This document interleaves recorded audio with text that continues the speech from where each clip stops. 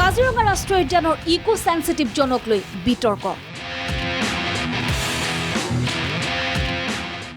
এফালে চৰকাৰী সিদ্ধান্তৰ বিৰোধিতা কংগ্ৰেছ তথা একাংশ দল সংগঠনৰ, আনফালে সমৰ্থনত ৰেলী কাজিৰঙাৰ দাঁতিকাষৰীয়া ৰাইজ তথা একাংশ দল সংগঠনৰ। কাজিৰঙা ইকো সেন্সিটিভ জন হ্ৰাসৰ চৰকাৰী সিদ্ধান্তক লৈ তুংগত উঠিছে বিতৰ্ক। ৰাষ্ট্ৰীয় উদ্যানখনৰ পৰিৱেশ আৰু জৈৱ বৈচিত্ৰ্য সুৰক্ষাৰ বাবে গঠিত পৰিৱেশ সংবেদনশীল অঞ্চল 10 কিলোমিটাৰ পৰা 1 কিলোমিটাৰ পৰ্যন্ত সংকুচিত কৰিবলৈ চৰকাৰে গ্ৰহণ কৰা সিদ্ধান্তৰ বিৰোধিতাৰে এফালে যদি প্ৰতিবাদ, আনফালে সেই চৰকাৰী সিদ্ধান্তৰ সমৰ্থনত ওলাইছে ৰেলী। চৰকাৰী এই সিদ্ধান্তৰ বিৰোধিতাৰে প্ৰথমে যোৱা সোমবাৰে প্ৰদেশ কংগ্ৰেছে কাজিৰঙাত সাব্যস্ত কৰিছিল প্ৰতিবাদ। আনহাতে চৰকাৰী এই সিদ্ধান্তৰ সমৰ্থনত আৰু কংগ্ৰেছৰ প্ৰতিবাদৰ বিৰোধিতাৰে মঙলবাৰে কাজিৰঙাৰ দাঁতিকাষৰীয়া ৰাইজে উলিয়াই ৰেলী পদযাত্ৰা। কাজিৰঙাক লৈ চৰকাৰী এই সিদ্ধান্তৰ বিতৰ্কৰ স্ফুলিংগ অংকুৰিত হয় গুৱাহাটী মহানগৰীতো। কাজিৰঙা ৰাষ্ট্ৰীয় উদ্যান আৰু বাঘ সংৰক্ষণৰ ইকো সেন্সিটিভ জনৰ পৰিসৰ 10 কিলোমিটাৰ পৰা 1 কিলোমিটাৰ পৰ্যন্ত হ্ৰাসৰ প্ৰস্তাৱৰ বিৰুদ্ধে শুকুৰবাৰে অসম এনভাইৰনমেণ্টেল NGO ফৰামে অনুষ্ঠিত কৰা ৰাজহুৱা আলোচনাত চৰকাৰী এই সিদ্ধান্তৰ কৰা হয় বিৰোধিতা। প্ৰথমে কাজিৰঙা সংৰক্ষণ, তাৰ পাছত পৰ্যটন। এই মন্তব্য ফৰামৰ আহ্বায়ক বিশিষ্ট পৰিৱেশ কৰ্মী মুবিনা আখতাৰ। কাজিৰঙাখন এখনেই unique, it's a natural heritage site, আমাৰ কাৰণে ৱৰ্ল্ড হেৰিটেজ সাইট, কিন্তু নেচাৰেল লেণ্ডস্কেপটোৰ কাৰণে ক'ৰবাত অলপ হেনদেৰি হ'লে গোটেই এটা সাংঘাতিক ধৰণৰ মানে বেয়া এটা হেৰি হ'ব কাজিৰঙাৰ কাৰণে। কাজিৰঙা প্ৰথমতে কাজিৰঙাত সংৰক্ষণৰ কথাটো মুখ্য, পিছত টুৰিজিমটো আহিব। টুৰিজিম হয়, ইটছ এ টুৰিষ্ট ডেষ্টিনেশ্যন, গোটেই বিশ্বতে ফেমাছ, কিন্তু কাজিৰঙাৰ 100 বছৰীয়া সংৰক্ষণৰ যিটো আমাৰ ইতিহাস আছে, সেই সংৰক্ষণ 1905 চনৰ পৰা আৰম্ভ হোৱাৰ এই প্ৰক্ৰিয়াটোৰ কাৰণে আজি আমি এটা কাজিৰঙা গোটেই বিশ্বতে ৱৰ্ল্ড ক্লাছ এটা টুৰিজিম ডেষ্টিনেশ্যন ছাইট ৰূপে পৰিচয় দিব পাৰিছোঁ। গতিকে যদি সংৰক্ষণ নাথাকে, কাজিৰঙা সংৰক্ষণৰ সকলো যদি আমাৰ ৰক্ষা কৱচ আমি আঁতৰাই দিওঁ, তেন্তে সেইটো নাথাকিব আৰু কাজিৰঙাও সেই টুৰিজিম মেপত তাৰ স্থানটো ম্লান হৈ যাব। গতিকে আমি সকলোৰে স্বাৰ্থৰ কথা ভাবিব লাগিব, কিন্তু প্ৰথমতে কাজিৰঙাৰ প্ৰকৃতি আৰু কাজিৰঙাৰ জীৱ জন্তুৰ স্বাৰ্থটো, বন্যপ্ৰাণীৰ স্বাৰ্থটো আগত। বহুকেইগৰাকী পৰিৱেশ কৰ্মী প্ৰকৃতিপ্ৰেমীয়েও চৰকাৰী এই সিদ্ধান্তৰ বিৰোধিতাৰে বক্তব্য ৰাখে। কেনেকৈ কাজিৰঙাখনৰ জিকিব পাৰে, বহলাব পৰা নহয়, জিকিব পাৰে, সেইটোৱে এটা চৰ্চাত আহি আছে। কাজিৰঙাৰ যদি পৰিসৰটো যেতিয়া নতুনকৈ তেওঁলোকে আগতে যি 10 কিলোমিটাৰ এৰিয়া আছিলে, সেইটো যদি 1 কিলোমিটাৰত সীমাবদ্ধ কৰে, তেতিয়াহ'লে কি হ'ব পাৰে? আৰু সেই 10 কিলোমিটাৰটো কি কামৰ কাৰণে কৰে? সেইখিনি নিশ্চয় মানুহৰ ঘৰ বাৰী বনোৱা, হোটেল বনোৱা, নানান ধৰণৰ ব্যৱসায়, সেইবিলাক কামত দিয়া হ'ব। আৰু যদি তেনেকুৱাকৈ কাজিৰঙাখন মুকলি কৰি দিয়ে, নিঃসন্দেহে কাজিৰঙাৰ এতিয়া যিটো সৌন্দৰ্য, সেই সৌন্দৰ্যটো নষ্ট হ'ব।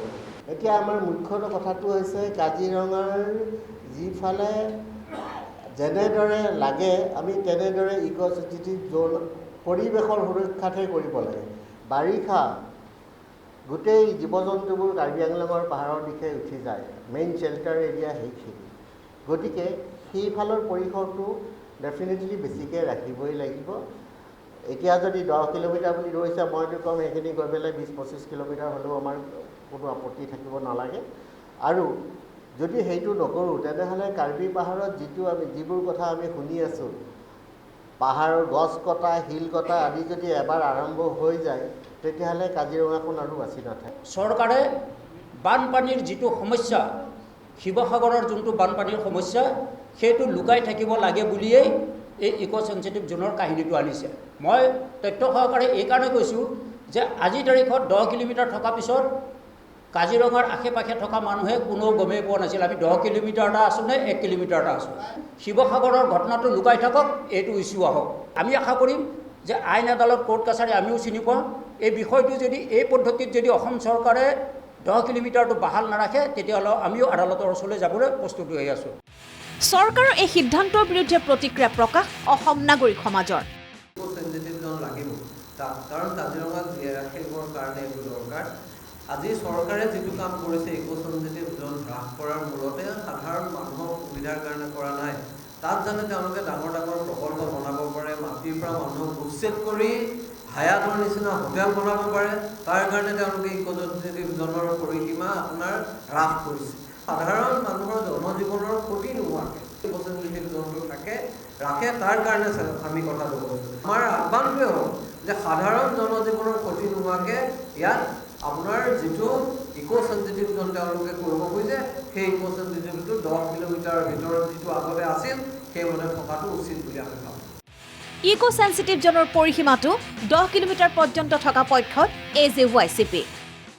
আমি অসম জাতীয়তাবাদী যুৱ ছাত্ৰ পৰিষদে গোটেই কথাটো সূক্ষ্মভাৱে বিশ্লেষণ কৰি এনেধৰণে আমি ক'ব খোজোঁ যে নিশ্চিতভাৱে এই কাজিৰঙাৰ সমীপৱৰ্তী অঞ্চলত বসবাস কৰা তাৰ যি স্থানীয় ৰাইজ, সেই স্থানীয় ৰাইজৰ আৱেগ অনুভূতিক আমি সন্মান জনাইছোঁ।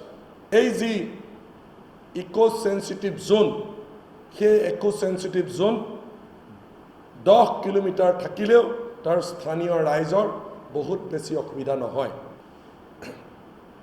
এটা কথা ঠিক যে কাজিৰঙা অভয়াৰণ্য তাৰ জীৱ জন্তু আৰু তাৰ চাৰিওকাষৰ যিটো সেউজীয়া পৰিৱেশ, গছ গছনি যেতিয়ালৈকে জীয়াই থাকিব তেতিয়ালৈকেহে সেই অঞ্চলৰ মানুহৰ যিটো সন্মান বা যিটো অস্তিত্ব তেতিয়ালৈকেহে থাকিব। আনহাতে কংগ্ৰেছে বিষয়টো বিৰোধিতা কৰা সন্দৰ্ভত আৰু চৰকাৰৰ সিদ্ধান্তৰ সমৰ্থনত শুকুৰবাৰে গুপ্তকাশী বিশ্বনাথ ঘাটৰ নৈপৰীয়া ৰাইজে গ্ৰহণ কৰে প্ৰতিবাদী কাৰ্যসূচী। শুকুৰবাৰে কাজিৰঙা ৰাষ্ট্ৰীয় উদ্যানৰ দক্ষিণৰ কাৰ্বি আংলঙৰ কেইবাখনো গাঁৱৰ ৰাইজৰ লগতে ৰাষ্ট্ৰীয় উদ্যানখনৰ সমীপৱৰ্তী বৰডেকা গাঁৱত কাৰ্বি ছাত্ৰ সন্থা, কাৰ্বি সাংস্কৃতিক সমাজ, স্থানীয় ৰাইজে ৰেলী উলিওৱাৰ লগতে চৰকাৰী সিদ্ধান্তৰ সমৰ্থন জনায়। ইতিমধ্যে অসম চৰকাৰে সিদ্ধান্ত লৈছে যে 10 কিলোমিটাৰ ইক' চেনচিটিভটো ৰিডিউচ কৰি 1 কিলোমিটাৰ কৰিব বিচাৰে। সেইটো আমি একদম অন্তৰ পৰা আমি এই কাজিৰঙা দাঁতি কাষৰীয়া থকা বসবাস কৰা লোকসকলে আমি একদম অন্তৰ পৰা সমৰ্থন জনাইছোঁ। আৰু যিহেতু যোৱা 17 তাৰিখ দিনাখন কহৰা চাৰিআলিত আসাম প্ৰদেশ কংগ্ৰেছ কমিটিৰ সভাপতি আৰু আমাৰ Karbi Anglong district committee Karbi Anglong district Congress কমিটিৰ সভাপতি তেখেতলোকে ইয়াত আহি ইক' চেনচিটিভ জ'ন 10 কিলোমিটাৰ আগত যেনেকুৱা আছে তেনেকৈ থাকিব লাগিব বুলি তেখেতলোকে কোৱাৰ কাৰণে আমি গৰিহণা দিছোঁ। আজি যিহেতু 10 কিলোমিটাৰ জেগাত 1 কিলোমিটাৰ ইক' চেনচিটিভ জ'ন ৰিডিউচ কৰিব আছে, সেইটোৰ কাৰণে আমি ৰাইজে ওলাই আহে যে আমি চৰকাৰক আমি সমৰ্থন জনাবলৈ আহিছোঁ। এই ইক' চেনচিটিভ জ'ন 10 কিলোমিটাৰৰ ঠাইত 1 কিলোমিটাৰ হ'ব লাগে বুলি আমি অসম চৰকাৰক দাবী জনাইছোঁ, যাতে যেন কাজিৰঙা আশে পাশে থকা ৰাইজৰ পক্ষত থিয় হ'বৰ কাৰণে আমি তেওঁলোকক অনুৰোধ কৰিছোঁ। কাৰণ কি আমাৰ দীৰ্ঘদিনীয়া প্ৰচাৰ, কাৰণ আমাৰ যিহে নেকি আমাৰ পূৰ্বপুৰুষ, এটা পুৰুষ নহয়, 3টা পুৰুষ নহয়, 4টা পুৰুষ হৈ পেলাই আমি পাহাৰ কাণত এতিয়া বসবাস কৰি আছোঁ। কাজিৰঙা অলৰেডি আমাৰ 4টা পুৰুষ আমাৰ কাজিৰঙা নেশ্যনেল পাৰ্কৰ ভিতৰত আমি ঘটাই আহিছোঁ। আমি ইক' চেনচিটিভ জ'নৰ সীমা আমি দেখি নাপালে কিন্তু আমি জংকাৰ আন্দোলন হ'ব। Bureau' report, Prag news.